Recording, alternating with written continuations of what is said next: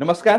हिंदुस्थान पोस्टच्या विचार मंथन मी डॉक्टर उदय निरगुडकर या विशेष मालिकेच्या आजच्या भागामध्ये मी हर्षद वैद्य आपल्या सर्वांचं मनःपूर्वक स्वागत करतो.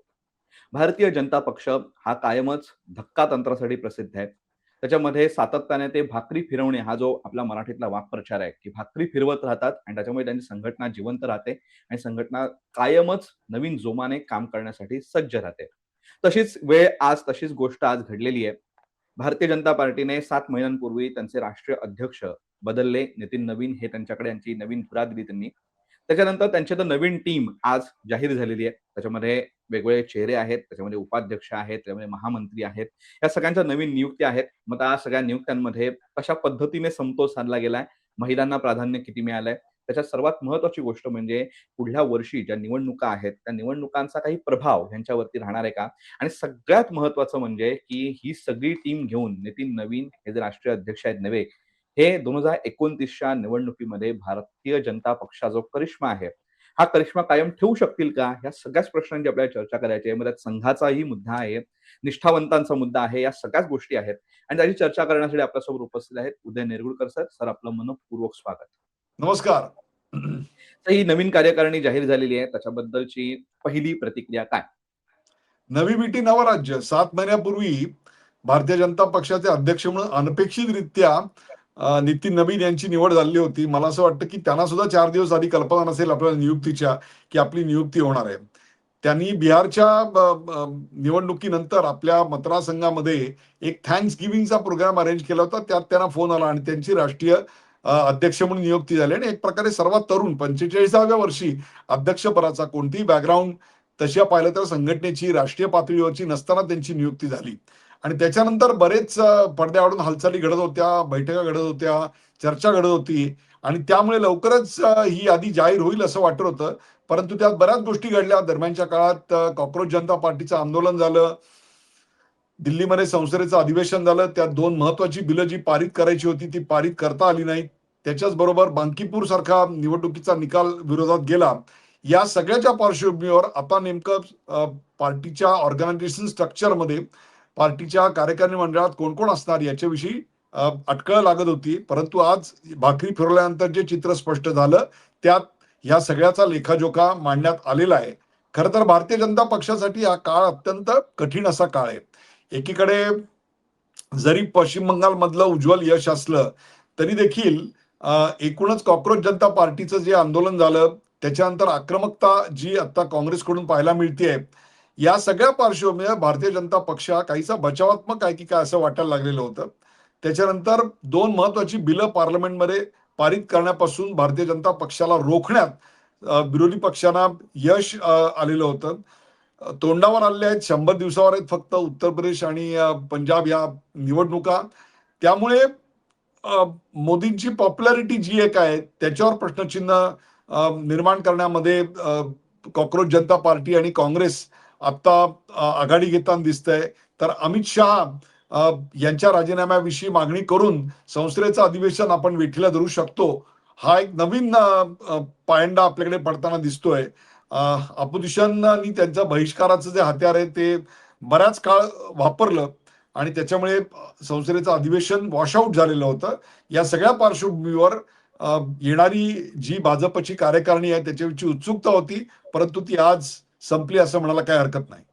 सर, ह्याच्यामधनं मला पुढे येताना 3 प्रश्न एकत्र विचारायचे आहेत. त्याच्यामध्ये म्हणजे की ज्या बिलासाठी भारतीय जनता पार्टी एवढा जीव आटापिटा करत होतं, ते महिलांचं बिल, त्या महिलांना प्रतिनिधित्व देण्याचं बिल जे होतं ते. त्याच्यामध्ये या नव्या कार्यकारिणीमध्ये महिलांचा सहभाग काय आहे? त्यांना ज्या पदं मिळाली आहेत, ती तितकीशी प्रभावी आहेत का? हा एक प्रश्न. दुसरा म्हणजे कायमच एक ओरड असते भारतीय जनता पक्षामध्ये, की इनकमिंग जे लोक येतात त्यांना लगेच पटापट पदं मिळतात, मंत्रिपदं मिळतात, महत्वाची पदं मिळतात, पण निष्ठावंतांना कायम सतरंजा उचलण्यासाठी ठेवलं जातं. तर या दोघांचा काही ताळमेळ याच्यामध्ये घातला गेला आहे का? आणि महिलांचा सहभाग ह्या तिघांची सांगड कशी घातली गेली ह्याच्याबद्दल? महिलांच्या सहभागाबद्दल सांगायचं झालं तर नितीन नवीन यांची जी नवीन टीम आहे त्याच्यामध्ये 65 जण आहेत आणि त्या 65 पैकी 12 महिला आहेत. त्या महिलांना कुठेही ज्युनियर पदं अशी दिलेली नाहीयेत, तर त्यांना अत्यंत कळीची महत्वाची पदं दिलेली आहेत. उदाहरणार्थ वसुंधरा राजे सिंधे. Vasundhara Raje is a great comeback in my opinion आणि त्यांना थेट राष्ट्रीय उपाध्यक्ष करण्यात आलेलं आहे. आणि उपाध्यक्ष याची जर यादी आपण पाहिली तर 13 उपाध्यक्ष आहेत आणि त्या 13 पैकी 7 उपाध्यक्ष या महिला आहेत. This is a very big signal. दुसरी गोष्ट, राष्ट्रीय सेक्रेटरी जे आहेत त्या सेक्रेटरी, जॉईंट सेक्रेटरी याच्यामध्ये 16 नाव आहेत. त्या 16 पैकी 5 महिला आहेत. असं 7 आणि 5 12 एकूण 65 पैकी हे किंवा तुम्हाला सेक्रेटरी पदावर किंवा उपाध्यक्ष पदावर आलेले दिसतात. त्यामुळे महिलांचा हा जो विषय आहे तो पूर्णपणे न्याय मिळाला असं म्हणाल तरी, असं बोललं तरी काय हरकत नाही. दुसरी गोष्ट आहे की भारतीय जनता पक्षामध्ये खूप मोठ्या प्रमाणात इन्कमिंग आहे आणि त्यामुळे जे जुने आहेत त्यांना सतरंजा घालाव्या लागतात का, तर असं नाही. जुन्या ह्याच्यामध्ये तुम्ही पाहिलं असेल तर विनोद तावडे आहेत. विनोद तावडे यांचं सीट कायम राहिलेली आहे. त्यांना राष्ट्रीय सरचिटणीस पद जे आहे ते त्यांचं कायम राहिलेले आहे. पक्षामध्ये नवीन आलेल्या कोण आहेत तर आता पुरंदरेश्वरी आहेत. पुरंदरेश्वरी या एन टी रामाराव यांच्या कन्या, आंध्र प्रदेश राजकारणातलं मोठं नाव आहे, पूर्वी मंत्री देखील होत्या. त्या आता राष्ट्रीय भाजपच्या कार्यकारिणीमध्ये आहेत. डॉक्टर भारती पवार यांना संधी मिळाली आहे.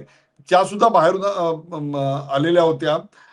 एक प्रकारे ज्याला आपण म्हणू की बाहेरच्या आलेल्या व्यक्तींना, मनप्रीत बादल आहे. मनप्रीत बादल हे बादल कुटुंबियांपैकी आहेत आणि पंजाबमध्ये निवडणूक आहेत, त्यामुळे त्या पंजाबच्या निवडणुकांवर त्यांचा प्रभाव पडू शकतो. त्यामुळे ते राहिलेले आहेत. आणखीन एक महत्वाचा बदल जो असेल तर तो म्हणजे पियुष गोयल.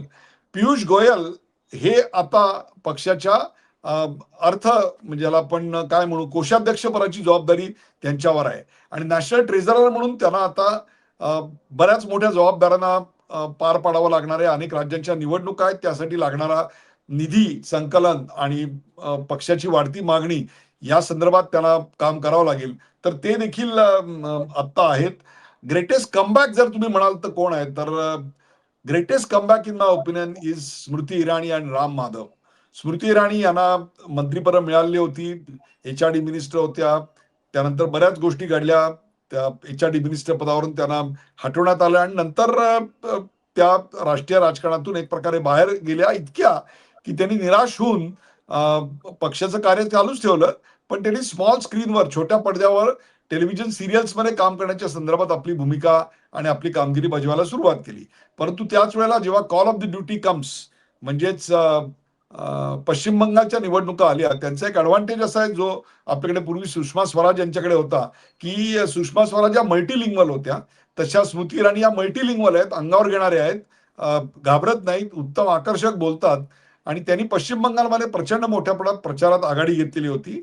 आणि ज्या वेळेला पश्चिम बंगालच्या मुख्यमंत्र्याचा शपथविधी होता त्यावेळेला त्या हात जोडून पंतप्रधानांच्या समोर उभा होत्या, पण पंतप्रधानांनी त्यांच्याकडे पाहिलं नाही असा एक आपला समज झाला होता. परंतु भारतीय जनता पक्षामध्ये पाहिलं नसलं तरी देखील तुमच्याकडे लक्ष असतं, एवढं लक्षात ठेवायचं असतं.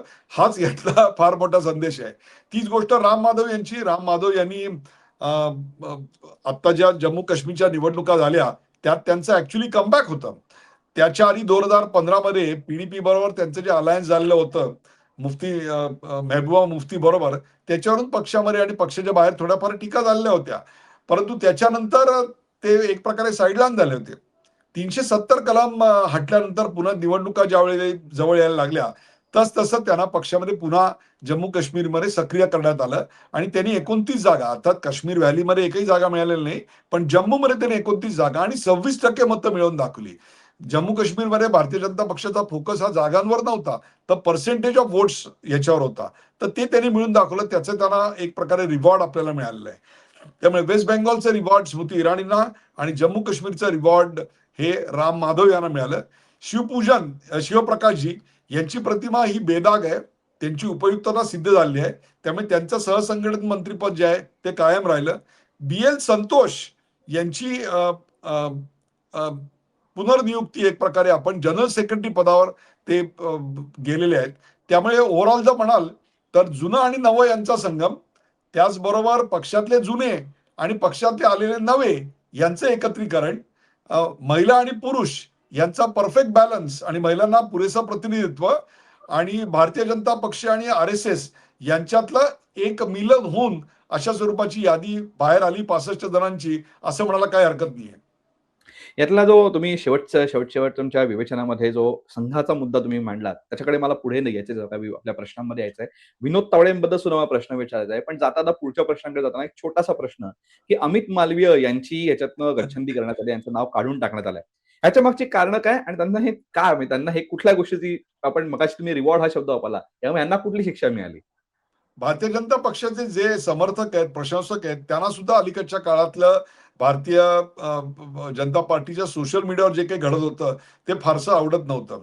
कॉकरोच जनता पार्टीचं आंदोलन आणि त्याच्या विरुद्ध सोशल मीडियात आघाडी उघडण्यात आलेलं अपयश किंवा कॉकरोच जनता पार्टीला त्यांच्यावर मिळालं यश, हा एक पहिला होता, ज्याचा परिणाम म्हणून एक प्रकारे धर्मेंद्र प्रधान यांना राजीनामा द्यायला लागलेला आहे.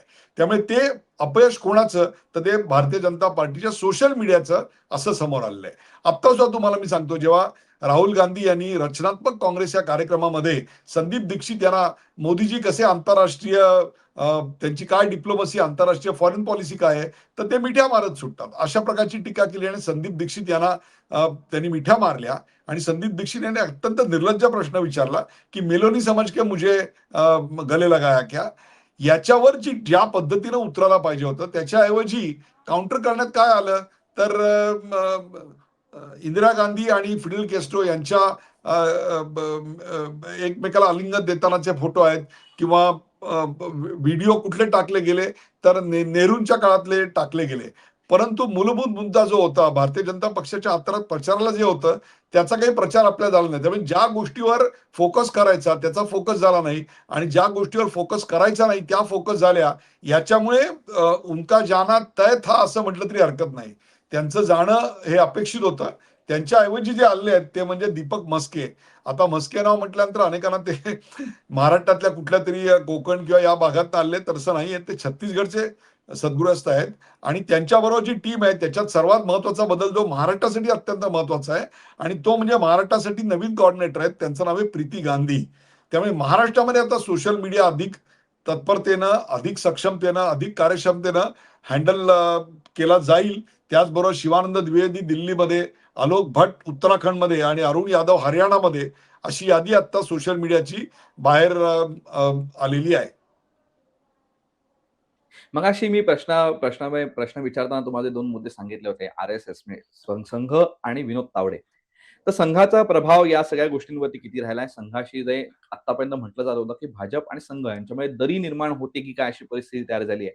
मग ह्याच्यातनं उत्तरं शोधता येतील का? की नवीन कार्यकारिणी ती दरी कमी करण्यासाठी काम करू शकेल का? हा एक मुद्दा. आणि दुसरं म्हणजे महाराष्ट्रासाठी अतिशय महत्त्वाचं म्हणजे विनोद तावडेंना आता मिळणारं एक महत्त्व. विनोद तावडे हे महाराष्ट्रामधले एक फार मोठे ॲस्पिरंट होते. मुख्यमंत्रीपदाचा चेहरा मानले जात होते आणि त्यांना आता भाजपच्या राष्ट्रीय कार्यकारिणीमध्ये इतकं महत्त्वाचं पद दिलं जात आहे. याच्याकडे कसं बघता या 2 मुद्द्यांकडे आणि या 2 मुद्द्यांचा किती प्रभाव राहील? बिहारमध्ये जी कामगिरी विनोद तावडे यांनी बजावली आणि आपलं सरकार आणून दाखवलं, त्याबद्दल त्यांना काहीतरी बक्षिसी मिळणार हे उघड होतं.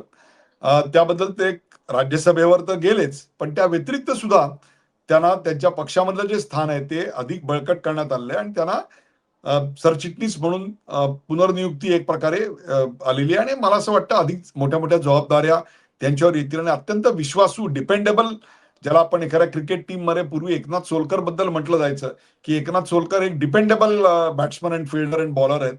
तशी कुठलीही जबाबदारी द्या तुम्ही, कुठलंही राज्य द्या, ते नक्कीच अंगावर घेतात आणि यशस्वी करून दाखवतात, असं त्यांनी लौकिक केलेलं आहे.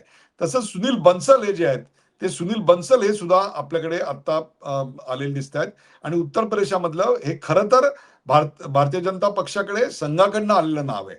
आता तुमचा जो प्रश्न आहे तो आहे संघ आणि त्यातनं आलेल्या व्यक्तींचा. राम माधव हे याचं उत्तम उदाहरण आहे, की राम माधव हे संघाकडनं भारतीय जनता पक्षाकडे आलेले होते आणि जम्मू काश्मीरमध्ये त्यांना पुन्हा आणण्यात आलं आणि त्याच्यानंतरचं उत्तम उदाहरण म्हणजे बी-एल संतोष. बी-एल संतोष हे अतिशय वजनदार नाव, त्यांच्यावर अनेक जबाबदाऱ्या देण्यात आल्या होत्या आणि त्याची एक प्रकारची पोचपावती म्हणून त्यांना सरचिटणीस पद मिळालं आहे. याच्या व्यतिरिक्त शिवप्रकाश यांची देखील बॅकग्राऊंड आर-एस-एसची जी आहे, सुनील बन्सल यांची देखील बॅकग्राऊंड आर-एस-एसची जी आहे.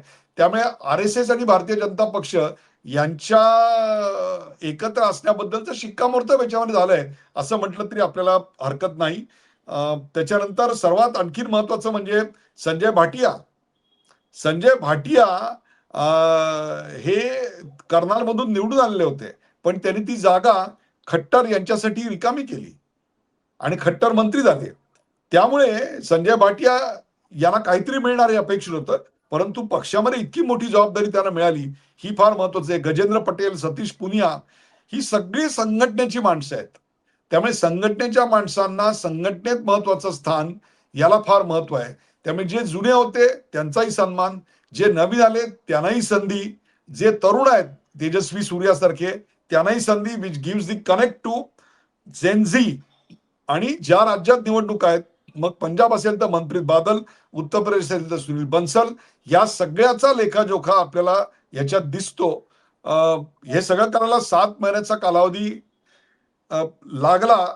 त्याचं फलित एक प्रकारे चांगलं आलंय असं आपण म्हणूया. सर, तुम्ही आता एक शेवटी म्हटलात जेनझी, एक तेजस्वी सूर्या यांच्या नियुक्तीबद्दल तुम्ही जेनझींशी कनेक्ट करायचा प्रयत्न केला. पुढचा प्रश्न तोच आहे, की जेनझींचं आंदोलन जे आता झालं जंतर मंतरवरचं, त्या आंदोलनाचं आपण वेळोवेळी विश्लेषण केलंच. परंतु या आंदोलनाचे पडसाद आता पुढच्या भारतीय जनता पार्टीच्या राजकारणावरती राहणार हे उघड आहे. पंतप्रधान नरेंद्र मोदी यांनी लाल किल्ल्यावरती जे स्वातंत्र्यदिनी जे भाषण केलं, त्याच्यामुळे त्यांनी दिमागी नक्षल असा त्यांनी जो एक उल्लेख केला, तोही एक मुद्दा ह्या भारतीय राजकारणामध्ये, भारतीय जनता पक्षाच्या राजकारणामध्ये राहणार हे उघड आहे. मग भारतीय जनता पक्षाची पुढची रणनीती काय असेल? ह्या 2 राज्यांच्या निवडणुका पण तोंडावरती आहेत. या सगळ्या कामांमध्ये ही नवीन कार्यकारिणी कशा पद्धतीची रणनीती आखेल आणि या सगळ्या गोष्टींना कशा पद्धतीने उत्तर देईल? ज्या राज्यात निवडणुका आहेत त्या राज्यांचे जे प्रभारी आहेत त्या प्रत्येकाला तिथलं एक संकल्प पत्र बनवण्यास सांगण्यात आले आणि ते संकल्प पत्र ही त्या पक्षासाठी अत्यंत महत्वाची बाब असणार आहे. हा भाग क्रमांक 1 झाला. दुसरी गोष्ट अशी आहे की या प्रत्येकाला जेनजीचा कनेक्ट आपला वाढवावा लागणार आहे आणि त्या संदर्भातल्या सूचना आपल्या मंत्र्यांना आणि पक्षाला पंतप्रधान नरेंद्र मोदी यांनी यापूर्वी देखील दिलेल्या आहेत. तिसरी गोष्ट ज्याचा उल्लेख पंतप्रधानांनी आपल्या स्वातंत्र्य दिनाच्या दिवशी लाल किल्ल्यावरून भाषण करताना केला आणि तो म्हणजे दिमागी नक्सल. तेव्हा या दिमागी नक्सलच्या नॅरेटिव्हच्या विरोधात आता या सर्व मंडळींना उभं राहावं लागेल आणि ते त्यांचं एक सर्वात महत्वाचं डिलिव्हरेबल असेल. हा मेजरेबल इंडेक्सवर चालणारा पक्ष आहे. त्यामुळे कोणाचं काय मत कोणाविषयी आहे यापेक्षा सुद्धा त्यांनी ऑन ग्राउंड काय डिलिव्हर केलं, काय मेहनत केली, काय रिस्क घेतली, काय कठीण प्रसंगात यश मिळवलं, या सगळ्याचा लेखाजोखा दर काही पिरियड नंतर मांडला जाणार आहे. भारतीय जनता पक्ष हा सतत कार्यकर्त्यांना बिझी ठेवत जाणारा पक्ष अशी त्याची इमेज होती, परंतु आता कार्यकर्त्यांना रिवॉर्ड करणारा पक्ष ही देखील इमेज त्यांची समोर आली आहे. याच्यानंतर भारतीय जनता पक्षाच्या काही राज्यांच्या युनिटमध्ये देखील फेरबदल अपेक्षित आहेत, पण ती सेकंड फेज आहे, ती लवकरच होईल. आपण वेगवेगळे मुद्दे पण बघितले, वेगवेगळ्या मुद्द्यांची चर्चा आपण केली, सखोल चर्चा केली. आता आपण 2026च्या ऑगस्टमध्ये बोलतोय. येत्या काही दिवसांमध्ये 2027 मध्ये आपण प्रवेश करू आणि नंतर 2च वर्षांमध्ये पुन्हा एकदा लोकसभेचं बिगुल वाजेल. लोकसभेची निवडणुकांचं वारं व्हायला सुरुवात होईल. 2029 हे भारतीय जनता पार्टीसाठी अतिशय महत्वाचं वर्ष राहणार आहे आणि त्यासाठी नवीन कार्यकारिणी आता एक खूप महत्वाच्या स्टेप्स घेईल आणि त्याच्या पद्धतीने आपण विश्लेषण करूच. पण सध्या आता जे जाहीर झाल्यानंतर आता 2029चं भारतीय जनता पार्टी कसं काम करेल, मुळात ही कार्यकारिणी त्यासाठी सक्षम आहे का? आपल्याला काय वाटतं? मला असं वाटतं याच्यात पूर्णपणे त्यांनी कॉम्बिनेशन करून 2029 साठी रेडी प्रिपेअर्ड अशा प्रकारची रचना केलेली आहे. कारण याच्यात जुने आहेत, नवे आहेत, अननुभवी आहेत आणि अनुभवी आहेत. याच्यामध्ये महिला आणि पुरुष यांचं परफेक्ट कॉम्बिनेशन आहे आणि संघ आणि भाजप यांच्याकडून कॉम्बिनेशन केलेलं आहे. जे मंत्री होते त्यांना देखील इकडे जबाबदारी देण्यात आली आहे. जे जुने होते, वसुंधरा राजे होत्या, स्मृती इराणी होते, यांना देखील कमबॅकची संधी त्याच्यात दिलेली आहे. त्यामुळे मला असं वाटतं 2029च्या निवडणुकांसाठी ऑर्गनायझेशनल प्रिपेअर्डनेस ज्याला आपण म्हणतो, कमर कमर की पेटी बांध लीजिए, अब विमान टेक ऑफ होने वाला है, असा संदेश देणारा आणि भाकरी करपायच्या आधी फिरवली याचं क्रेडिट आता नक्कीच भारतीय जनता पक्षाला द्यावं लागेल. सर, ही नवीन कार्यकारिणी कशा पद्धतीने काम करणार किंवा त्याच्यामधले काय-काय, कुठले-कुठले मुद्दे आहेत, या सगळ्या गोष्टींची आपण चर्चा केली. आपण या सगळ्या कामगिरीवरती लक्ष ठेवून असणारच आहोत. पुढे काळामध्ये आपण या सगळ्या विषयांवरती विश्लेषण करणारच आहोत. पण तुम्ही आज आम्हाला वेळ दिलात आणि आमच्या प्रश्नांना सविस्तर उत्तरं दिलीत. याबद्दल हिंदुस्थान पोस्टतर्फे आपले मनःपूर्वक आभार. धन्यवाद. मराठीमध्ये आपला जो वाक्प्रचार आहे, जो प्रस्तावनेत सुद्धा मी सांगितला, की भाकरी फिरवणे, भाकरी करपण्याआधी भाकरी फिरवली तरच ती भाकरी उत्तम राहते. अशा पद्धतीची तिची चव चांगली राहते. अशा पद्धतीचे वाक्प्रचार आपल्याकडे प्रसिद्ध आहे. तो आपण कायम वापरतच असतो. ही भाकरी फिरवण्याचे प्रयोग महाराष्ट्रात सुद्धा बरेच ठिकाणी झाले. बऱ्याच जणांनी ते करायचा प्रयत्न केला, पण ते अयशस्वी ठरले आणि भारतीय जनता पक्ष हा सातत्याने ही भाकरी यशस्वीरित्या फिरवताना दिसतोय. नवीन कार्यकारिणी जाहीर झालेली आहे, नवीन अध्यक्ष मिळालेले आहेत, त्यांच्या हाताखाली नवीन टीम आलेली आहे. ही टीम आता कशा पद्धतीने काम करते ह्याच्याकडे सगळ्यांचं लक्ष असेलच. पुढे मैदान जवळच आहे, येणाऱ्या निवडणुका जवळच आहेत. विश्लेषण आपण कायम करत राहूच. पण ही मुलाखत तुम्हाला कशी वाटली हे कमेंट बॉक्समध्ये नक्की सांगा आणि असेच माहितीपूर्ण व्हिडिओज बघण्यासाठी हिंदुस्थान पोस्ट या युट्यूब चॅनलला सबस्क्राईब करा आणि फेसबुक पेजला लाईक फॉलो करायला विसरू नका. धन्यवाद.